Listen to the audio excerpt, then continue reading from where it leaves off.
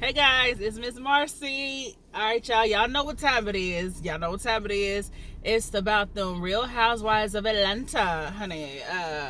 What the hell episode? I don't know. But if y'all been watching, y'all know what episode this is, honey. This is the latest episode. So anyway, this is how we start out. I'm gonna jump right into it. I'm a little tired, y'all, so y'all gotta forgive me if my energy ain't just quite there, but I just got up from work and I am tired for some reason. Anyway, so Kenya and Cynthia, they meet up at to get Cynthia's closet together or whatever, you know what I'm saying? They started talking about, Marlo and how Kenya wrecked her wig launch or whatever, you know what I'm saying? And y'all know I told y'all last episode that was just like not called for Kenya to do that, okay? It just was not. It was very tacky. It was very childish. It was just really like not cool. But Kenya did it. And I like Kenya. I just didn't like that. So anyway, so they talk about that. And, Kenya acts like she has no remorse about the situation. She's just like, Marlo always got something coming out. She said, because when Cynthia told Kenya, like, Marlo was like, I got some dirt on Kenya anyway. Said something about Kenya paying something, she was saying. And so Kenya was like, Marlo stayed with something coming out of her ass. If she's used to it being a 50-year-old dick or something, she said, so they were talking about that. Kenya made a comment about, Mark and Cynthia, being engaged and stuff like that. And matter of fact, like Cynthia said, Cynthia was like, Kenya's always got something to say about, me being engaged or whatever, getting engaged or whatever. And she was like, well, hell, her and Mark got married like 3 months, 3 months of knowing each other, But, so I don't know what that's about with Kenya though. Anyway, so they talked about that. So, what else was it? They started talking about Mark. Kenya said it's been rough, and we all can see that it has been. And I feel bad for Kenya because they showed a clip of Mark. I think it was on Watch What Happens Live or whatever. I was watching after that with Kenya and that girl from Married to Medicine. I don't watch Married to Medicine, but I think her name was whatever the girl's name was. They was on there, and they showed a clip of Mark basically defending Nene, to Kenya, and I'm gonna tell you like this: Mark, I don't know what it is, but he comes off almost like he don't really like Kenya. Like, you know what I'm saying? I wish a motherfucker would. I wish my man or husband, rather, I wish he would defend a bitch that I don't even like or I don't rock with like that. I wish he would defend a bitch that I don't fuck with or whatever. I don't care if I'm wrong. Nigga, you better have my motherfucking back. You better sit up here and, you bet in public, you better sit up here and, you better just be quiet. Or you better say something. I don't mean to sound petty, but you will not defend no bitch to me. I don't give a fuck if she's, if you agree with her, or if she was just because she was nice to you. I think he said something about her being nice or whatever. I don't care if she is nice to you. I don't care if you think she's cool. You better defend me, especially in front of other people. Now, if we get behind closed doors and you want to say, babe, I think you should look at this a different angle. You better be very careful. But you better not sit in front of a crowd of motherfuckers. You better not sit in front of no audience and don't have my back. No ma'am, no ma'am, no ma'am, no ma'am. Honey, Marcy don't play that shit. For real, nigga, I would dog your ass and tell you get the fuck out or whatever. I'm serious. I don't play that. I'm big on that. Like, you better have my motherfucking back. Nigga, I'm your wife. Shit. Anyway, so I can imagine, I'm saying all that to say that I can imagine it has been hard for Kenya dealing with Mr. Mark Daly because he just comes off like a fucking asshole or whatever. You know what I'm saying? So anyway, moving on. Carmen comes over to Candy's house or whatever. Carmen comes over there. Candy's sitting over there, trying out different lipstick cases or whatever. Because I'm guessing Candy, being the boss bitch that she is, honey, the boss bitch who always got some type of some type of business going on or whatever. I guess she got a new lipstick line coming out or whatever. So she's sitting there trying different lipstick cases or whatever. So Carmen comes in. They really didn't talk about much, but Carmen kind of comes in as if, she's kind of leery about who she might see.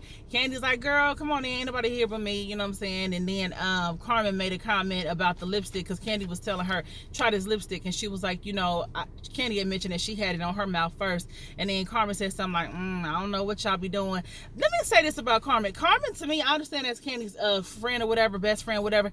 I didn't watch this. There was a season I didn't watch it with Carmen was on there, but I know that Mama Joyce had an issue with Carmen, and I think she tried to accuse Carmen of sleeping with Todd, or trying to sleep with Todd. There was something inappropriate that I remember Mama Joyce was accusing Carmen of. Now like I said, I really didn't watch that season, but I do remember something like that. And excuse me. And you know what? Watching Carmen last night, I feel like Carmen acts a little too comfortable with Candy's man. Maybe I don't understand the dynamic of Carmen and Candy's relationship all that well. I don't know. But to me, it seems like Carmen acts a little too comfortable about Todd or whatever. And just like she was like, I don't know what y'all be doing. Bitch, what you think they do? They married. What the fuck? Like, you know what I'm saying? And then she was like, because she was like, Carmen was like, Todd called me yesterday. She tried to slip it in very casually.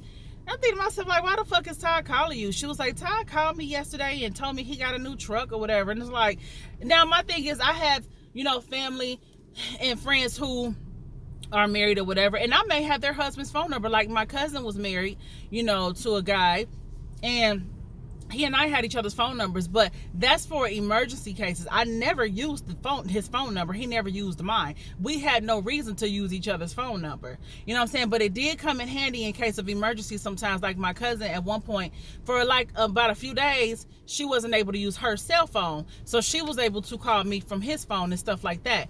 Or I was able to call his phone, and get in touch with her. You know what I mean? Stuff like that. So reasons like that is why you should have is the only reason why I would see somebody having my significant other, or me having somebody else, me having my close friends or cousins or family members' significant other's phone number. I don't need it other than that. But anyway, yeah, she said Todd called her and was telling her about his new truck or whatever. I don't know. But I thought that was a bit much, but that's just me. And then, so anyway, oh yeah, he said he got a new tractor trailer. That's what it was. So anyway, Marlo and Portia, they meet up. They doing some pedaling. I guess it's supposed to be for some weight loss or whatever. But they're also doing hookahs and Hennessy, honey. The shit actually seemed a little fun, for real, for real. But so they were doing that or whatever. So they were just talking and stuff. And Marlo tells Portia, like, I'm the only one you haven't really told about what's going on between you and Dennis. And Portia's like, well, it's not nothing personal. It's just, sometimes you don't want to keep talking about something like that and keep reliving it or whatever. You know what I'm saying? So they started talking about Nene and which I understand Portia. You know what I'm saying? I get it. She don't want to keep talking about something. So they started talking about Nene, and Nene, Portia said Nene came for her when she was fat and pregnant or whatever, you know what I'm saying, for no reason. So Marlo was still trying to, be the middle person, voice of reason or whatever. So then as they're talking and stuff, I like how when they was on the little thing, the little bus or whatever, they like using they're pedaling or whatever, and that helps the bus move. It's a cute little thing. I don't know. I like how they sing Gary with the T. They was just like, because Portia has a fun personality to me, and so does Gary with the T. But it was just cool to see him riding through there. And Portia said she had never really seen Gary outside of Dish Nation or whatever. So that was cool. So Marlo takes Portia to one of Dennis's hot dog spots or whatever. And, Marlo's like, oh, surprise. And Portia's like, oh my gosh, So they go to the hot dog spot, and Portia said, well, let me call Dennis to let him know I'm here, because I don't want nobody seeing me and then going back telling him whatever. So she was just like, we're here. I'm just coming to one of your little hot dog spots or whatever. I mean, she didn't say that, but she was like, I'm here, whatever. So they start, they sitting out eating and stuff, and then Marlo gets on the phone after, I guess when Portia called Dennis. Marlo gets the phone and she's like, tell him you love him or whatever.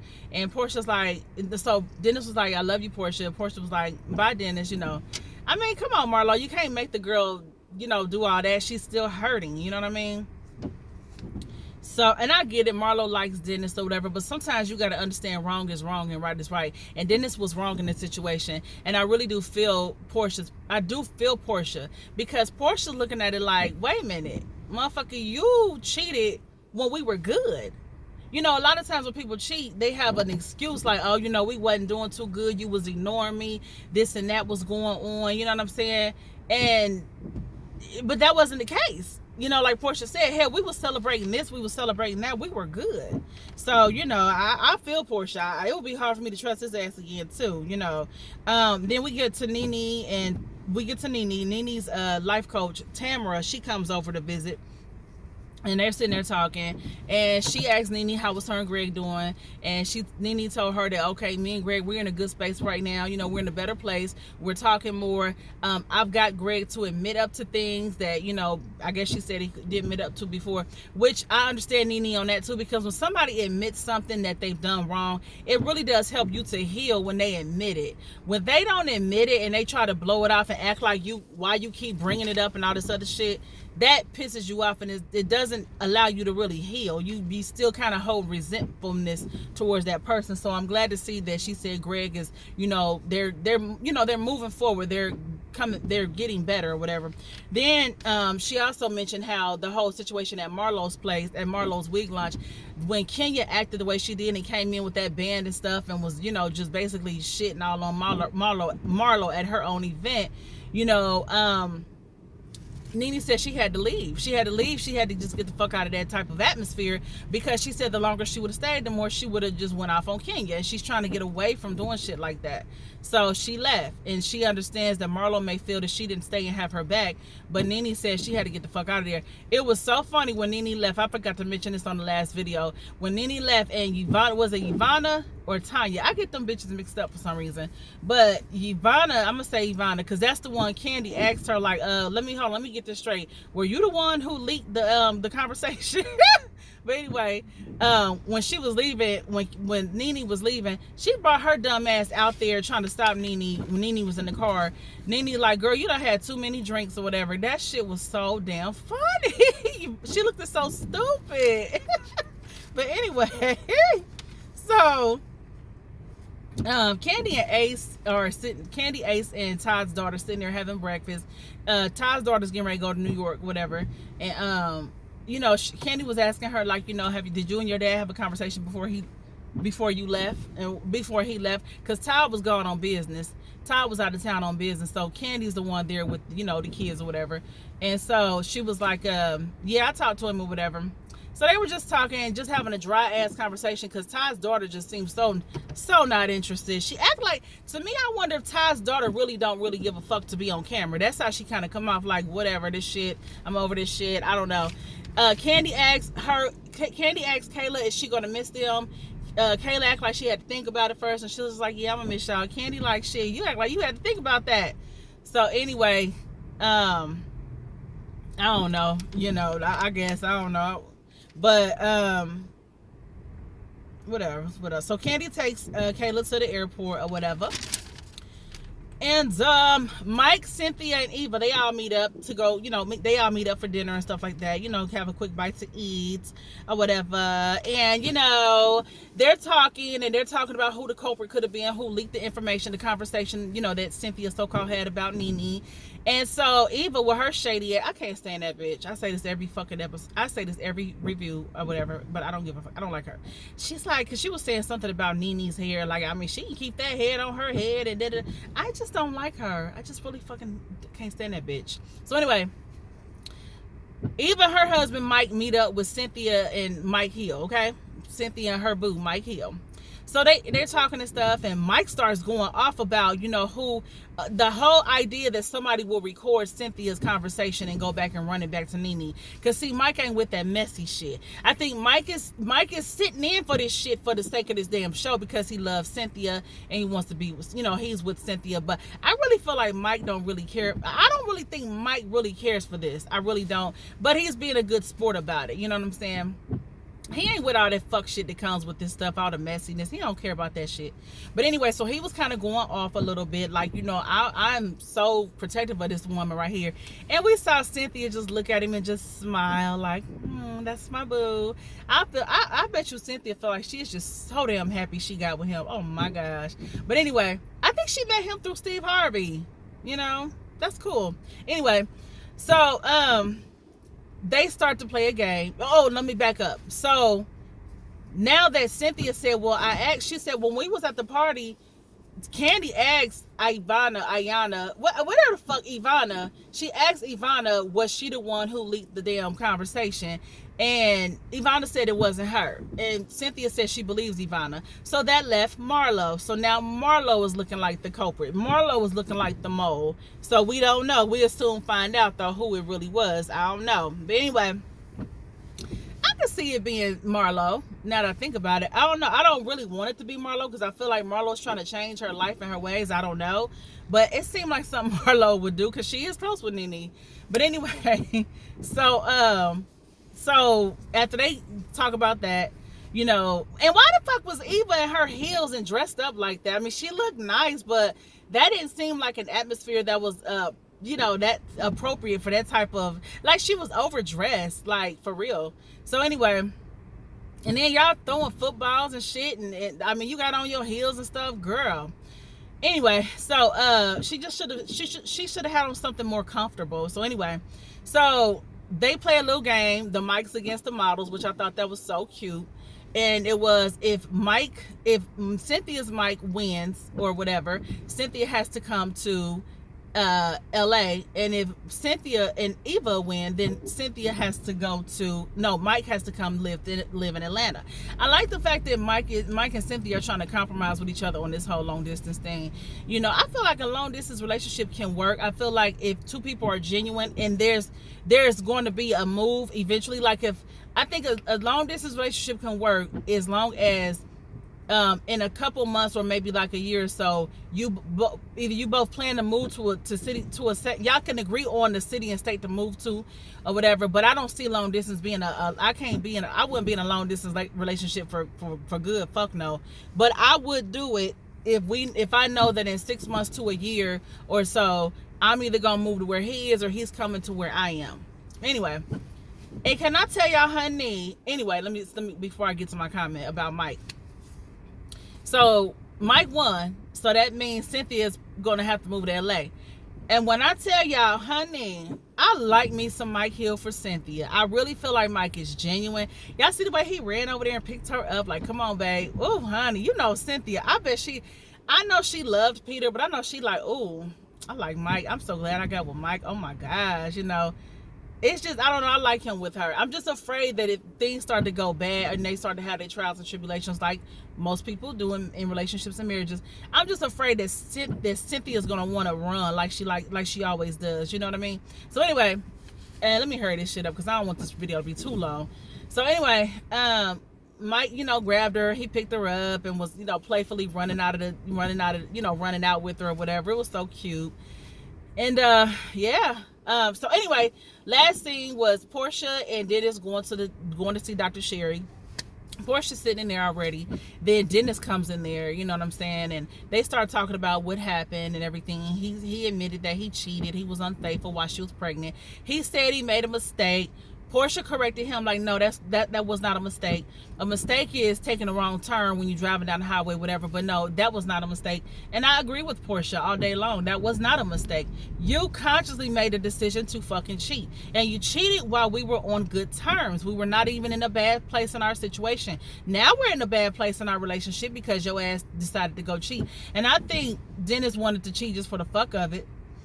Or unless he might be one of them fake ass dudes that when he really ain't happy, you really don't know he ain't happy because he's fronting like he happy. I don't know. Or maybe he just wanted some fucking strange. We don't know. But for whatever reason, the motherfucker cheated. And I agree with Portia though. Like, don't call it a mistake. She said that insulted her intelligence for him to call it a mistake. It's like an insult to her. And I agree with her. So they have their session. And to me, it seemed like Dennis was trying to come up with all kind of damn excuses, talking about, you know, the whole postpartum thing. You know, it's like he was just trying to think of shit as he went along right then and there. Like, damn, let me think of something. And Portia's like, but you was with me by my side through all of that, you know. And Dennis, what do you think is supposed to go on when you knock a bitch, when you get a bitch pregnant? You know, you there with her. You know, I think, don't Dennis have another child already, or is this his first child? No, I think this is his first child. But it's like, that was just some immaturity on your part, because it's like, women go through shit when they pregnant. And if you're going to be there by her side, it don't mean go and cheat just because she going through postpartum, or she might be having times where she don't feel like fucking. You know, that's so immature. But I think he was just making up shit as he went along, but whatever. But Dr. Sherry had them hug or whatever towards the end, because she had them talk to each other or whatever and say what they really felt to each other. And they did that, and Portia was telling him how it's just hard. And so then they ended up hugging, because I think Portia was saying, you know, she can maybe consider giving him another chance, but it's not going to be easy. It's something she can't do overnight or whatever. And so it's just going to take some time. They hugged. Then they showed them leaving, and Dennis was like, you know, you looking amazing today. You know, he was trying to low-key see if he could fuck. And then Portia was like, oh, no, she laughed it off or whatever, which we all know they back together. And I don't know. I don't know. It is what it is. But all right, y'all, there's a police car next to me and shit. I don't want to be all on video, but let me get off here. That's the end of my recap or review or whatever. Y'all let me know if what y'all think. Let me know if I left anything out. All right, peace.